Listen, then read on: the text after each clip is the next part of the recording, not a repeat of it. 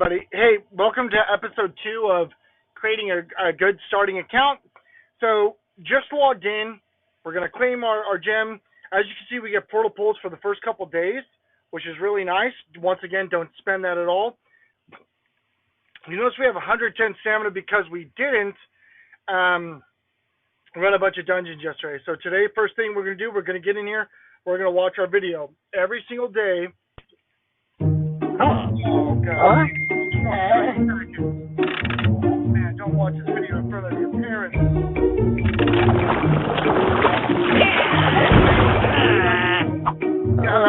You never get to do those freaking puzzles. It sucks so bad. Like, once every now and then. Like, I literally download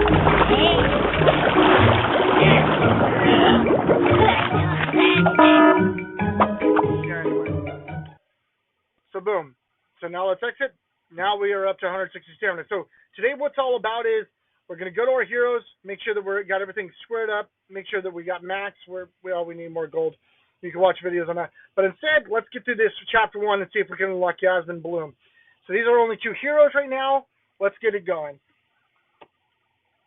So here we go. Once again, with these, you want to start off by picking off the big guys. You don't necessarily need to use special abilities, but you want to target your fast opponents with your fast heroes so you don't take unnecessary damage. So let's say I kill a normal speed hero with Willow right here. The bat's going to be able to do damage. So I'm just going to make sure that I start practicing targeting immediately. Make sure you touch these heroes and stuff. On the chest, I always pick the middle chest. Someone might have a different formula. I always just pick the middle. But if you don't know what heroes can do, simply push down on the hero, and then this will show up, and then you can press these little tabs and it'll tell you. Okay, so this guy's got boosted attack. We already know that Willow's fast. She increases nature's hero's health by 15%, her and every other nature hero. Elven Grace. This hero is an elf and takes significantly less damage from crits and deals 2 times damage to flying enemies. Well, that's a big deal as time goes on and you get new stuff. So we're going to start using abilities now. I want to try and take this down fast. And I think that should be about the fight. There, down goes Jade Howe. Dwarves are great because of this passive. The hero's a dwarf and never misses. Enemies can't dodge attacks and deal bonus damage to enemies with high chance of dodge. So your assassins, anyone with evasion runes, anything of the sort, the dwarves are always a really safe bet to invest in because they're going to do damage, assuming they live. So I'm going to press the next hero. I just want to get through this chapter as fast as possible. We're going to unlock Catacombs of Muck. Now you'll notice here that there's an icon here. There's drop. I can get a Roadgar Stonecrusher token here. So on your heroes, I get 1 out of 20. There's 6 stars possible. For every token I get another thing. When I get 20 Roadgar tokens, I'm going to gain my 2nd star. I'm going to go ahead and max that real quick. So whenever you're going through heroes, you can start these heroes simply by going to Heroes, clicking the plus right here on this little icon right next to the stars, and it'll show you all the dungeons that could drop a token for that hero. Okay, but right now I'm not farming. Right now I want to get through this. So right here I'm going to get a Yasmin Bloom token in the Catacombs of Muck. Let's see how we do here. Target your fast hero down. I'm going to use this because there's 2 opponents here. Try to take minimal damage possible. Always click the shiny stuff. It gives you free gems. It gives you, not gems, free gold, free keys, free potions, free stamina, all those great things. Let's go. Yep, we're going to just, this is Captain Toe Crusher, right? No, Prune Fingers. Bro. There's so many bad guys, bro. So many bad guys. So right now we're cruising along.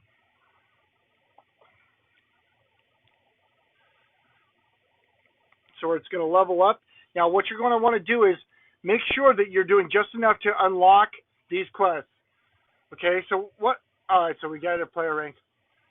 Defeat chapter 1 boss. We'll defeat 5 dungeons. Use a heal potion in battle. I'm not going to do that because that gives me experience. Now it's super important. If you are playing this game free to play, and you don't want to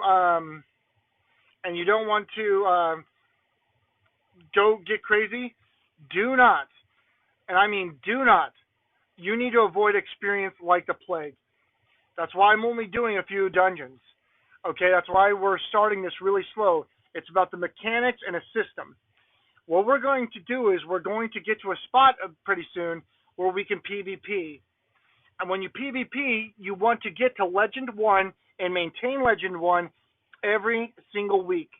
And the reason why is based on the league you finish your PvP season in, you're going to get a certain amount of gold, a rune, and you're going to get hero tokens. Now, in Legend 1, if you finish Legend 1, you're going to get 60 gold hero tokens. That's a lot of free hero tokens for a gold hero. And now they're a lot legendary, but a gold hero is great, especially when you max them out and you're avoiding experience. The worst thing you want to do, unless you plan to spend a lot of money or get brutally murdered, is experience. You do not want to go nuts, go up to level 80, and next thing you know, you have a 2-star legendary squad or a 2-star bronze heroes like I have here, and you're just going to get wrecked. Wrecked. Lots of wrecked for you.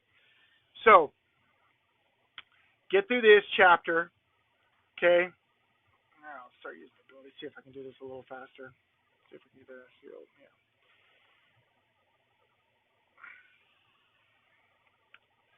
Here doesn't really matter. Should have used the dual ability.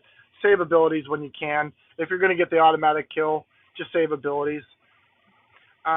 Speed up things at the lower end. An episode of this that I was thinking about earlier today that I'm really excited about is the Tower of Ponage, because there's, especially before you get a max roster or a team that's good enough that you really don't have to think about it, there is absolutely a strategy going into the Tower of Ponage, and there's a formula that you can use very well to complete the Tower of Ponage regardless of your roster. It's just all about making sure that you do the small things right. So as you can see here, I'm getting hero tokens here. I've got Jabber. I didn't get the drop from Yasmin token, so I didn't get that. But as we know, we're going to unlock her right here and now if we beat this level. So y'all wish me luck. I'm going to really try and beat this level. It's super hard, I'm sure. Make sure you tapped all your shiny stuff in the dungeons. Something else that I want to talk to you guys about. Every hero has an element. And elements have bonuses versus elements and are disadvantaged versus others. Green elements are elementally advantaged over water. Whereas fire, my Dagon here, he's a fire hero, he's going to be disadvantaged, so he's going to have lower crit damage, etc., versus this blue hero. So I'm going to want to target this. Now, in that case, I could have probably one-shot that mushroom and avoided any damage from it, but I just want to show you.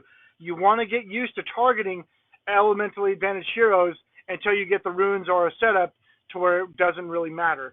Sometimes that percentage really comes into play, especially when you get blessings of the Seeker, what have you.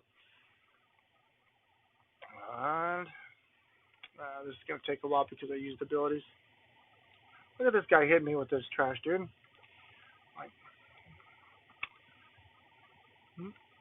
Alright, so now all the damage is gone. There we go.